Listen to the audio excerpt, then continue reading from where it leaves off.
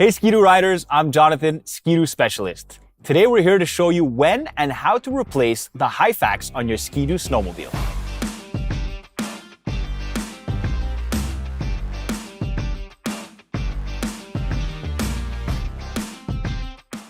Don't forget to hit the subscribe button below to always get the latest Ski-Doo how-to content and insider info. The Hyfax, also called slider shoes, run along the bottom of the rear skid rails. They help the track move smoothly around the skid so you get the best performance from your sled and prolong the life of your track. Like a drive belt, track, or the wear bars on your skis, the Hyfax has a usable life and they require occasional replacement. As the track spins, it kicks up snow on the Hyfax to add some lubrication between the Hyfax and metal track clips. If you're riding in low snow or icy conditions, your Hyfax will wear out quicker than if you're riding in loose snow. Knowing when to change your Hyfax is easy, and if you look at the outside edge, you'll see a line that runs down its full length. This is the wear indicator. If your Hyfax is worn to or past this line, it's time to change them out. Changing them is quite easy as well. All you need is a new pair of Hyfax, a Phillips screwdriver, a center punch, a mallet, pliers, a handsaw, some silicone lubricant, and a track stand. Before we get started, make sure your Ski-Doo is on a level surface and to remove your tether cord.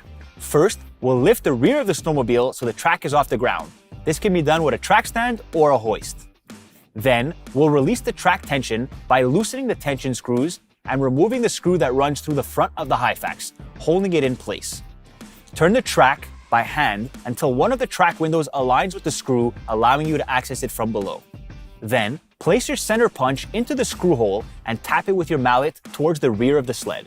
Keep doing that until you can grasp the back end of the Hyfax with the pliers and pull it out through the track window. You may have to twist the Hyfax as you're pulling it free to fit it through.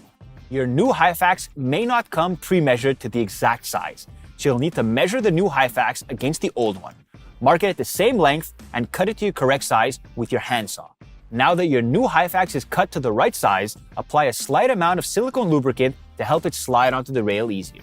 Then insert the Hyfax through the track window at 90 degrees and twist it to its proper orientation as you start to slide it down the skid rail. Continue pushing the new Hyfax forward on the rail until the set screw hole aligns with the hole in your skid.